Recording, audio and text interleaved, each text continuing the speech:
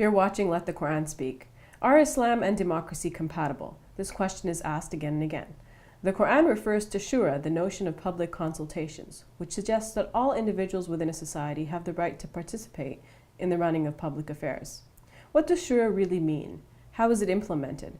How close is it to our understanding of democracy? And is a government illegitimate if it doesn't operate according to shura? Here with me, Dr. Shabir Ali, President of the Islamic Information Center. Brother Shabir, tell us where the notion of shura is mentioned in the Quran. Well, it's mentioned in the 42nd chapter, which incidentally is also called the chapter of shura because of the prominence of this particular item mentioned in that chapter. It says, وَأَمْرُهُمْ شُورَى بَيْنَهُمْ, describing the believers. The Quran says here that their affairs or their government is according to consultation among them. So that places the idea of consultation in a very high stature, in a very high status. Also in the Quran, in the 3rd chapter, in the 159th verse, the Prophet Muhammad, peace be upon him, himself is commanded to seek the opinions of his companions, and the same root word, or a word based on the same root is mentioned there, where he is being commanded, وَشَاوِرْهُمْ فِي الْأَمْرِ, and consult them in the affair, or in the matter of government. The fact that the Prophet Muhammad, peace be upon him, himself will be commanded by God to seek the opinions of the people is quite telling, because from his position as prophet, he could easily say, look, I am a recipient of divine revelation, I am the prophet of God, you all have to just simply listen to me. But in matters in which he was not specifically directed by God to do something, he would ask the opinions of his companions, and then he would decide what to do. Can you give us examples of some of those circumstances? In what situations did he ask for people's opinions? Sometimes the opinions were given even when he didn't ask.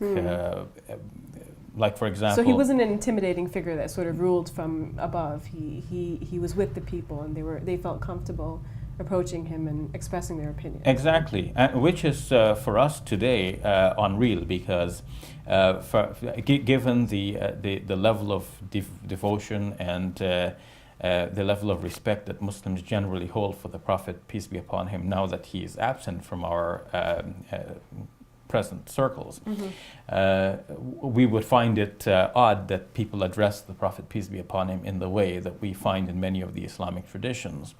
On one occasion, the Prophet, peace be upon him, recommended to a girl that she marries a certain man. And the girl or woman said to him, well, are you saying this as a result of divine revelation, or is that just your opinion? And he said, it's just my opinion. The lady said, well, in that case, I don't need your opinion.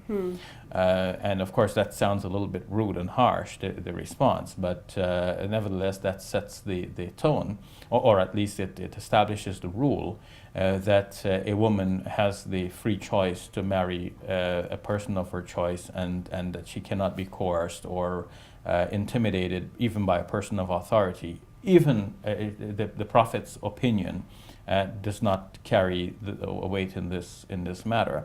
On other occasions, we see that the Prophet, peace be upon him, received some suggestions, and he followed through with them from the part of his companions. When the Muslims were threatened by an allied force that was strong enough to wipe them all out, in Medina, the city of the Prophet, the Prophet, peace be upon him, received a suggestion from Salman, the Persian, who said that the best way of defense is to dig a ditch on the possible route that the enemy would advance through. And when they did that, that is how the Muslim city was saved from this allied force. On another occasion, the Prophet, peace be upon him, was marching with his companions, and they were short of rations. And the Prophet offered the edict that they were to start slaughtering the animals, and therefore, they will have something to eat. But one of the companions objected and said, Messenger of God, if we did that, then soon we're going to be without food and without right as well. And then it was decided to ration whatever remaining provisions they had, and just simply to be patient and make that last for the rest of the journey until God opens up a way for them. And then it is reported in this tradition that they suddenly found a large fish on the seashore, and that helped them to survive for the remainder of the journey. So several indications like this are there in the tradition, showing that the Prophet, peace be upon him, sought the opinions of his companions. Mm-hmm. Did he ever seek the opinion but then go the other way, or reject the opinion of others? I'm not aware that he has actually done this.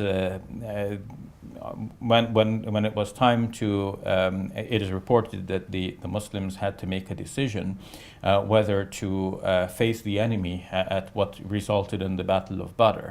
And there too he sought the opinions of the people. But people were generally cooperative with him anyhow, and though there was some initial hesitation, eventually the overwhelming view was that they would go out with the Prophet, peace be upon him, and defend the frontiers of Islam. Mm-hmm.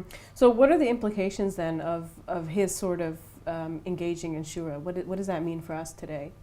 Well, what it means for us is that sometimes a person in charge, whether it be in a family situation, and that too, the Prophet, peace be upon him, advised men to seek the opinions of their family members, the women and others in the family. I believe the Quran also mentions that about, I think, breastfeeding or something like that, that it should be decided upon by shura. Exactly, as is done, as a decision that is jointly taken between the husband and the wife, yeah. On how the length of breastfeeding the child and so on, whether to hire a wet nurse to help with the service and so on. So yes, the consultation should be done, and the implication is that when one is in charge and one has a certain degree of qualification and ability, one may feel, I don't have to listen to the others because I know what is right.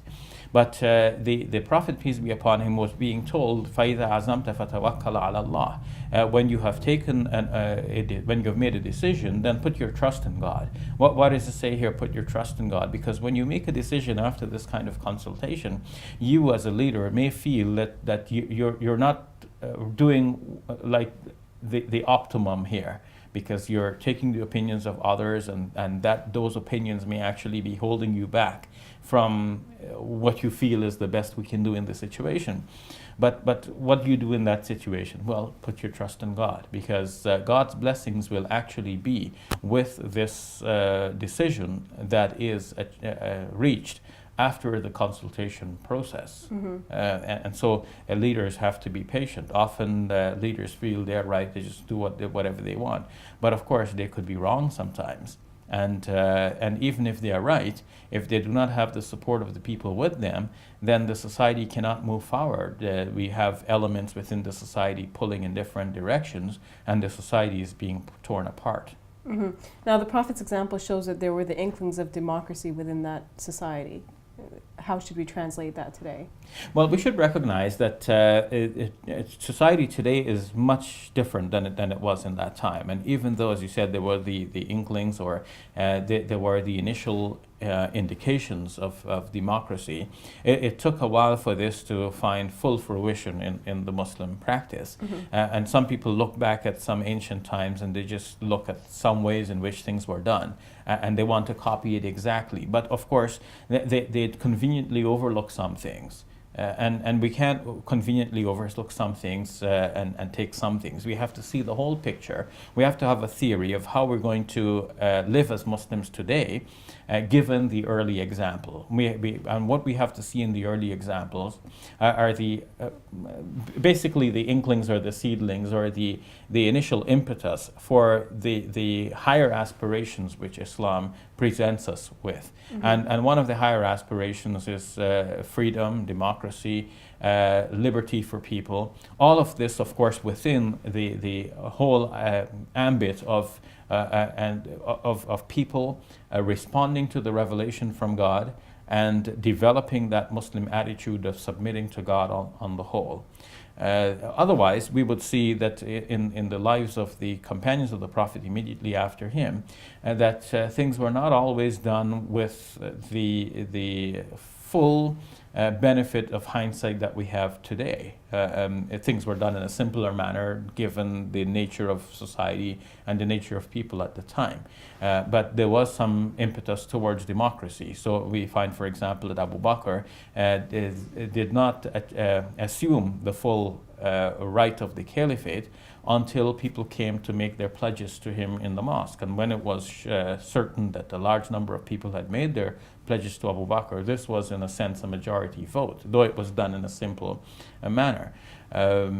So this is what we need to see, that this is how things were actually done with this broader view in mind. And in today's world, it is more essential that we enact methods to ascertain the views of the people in general. All right, thank you for that, Brother Shabir. That was very enlightening. You're welcome. We'll take a break. When we return, we answer questions we've received from you, our viewers.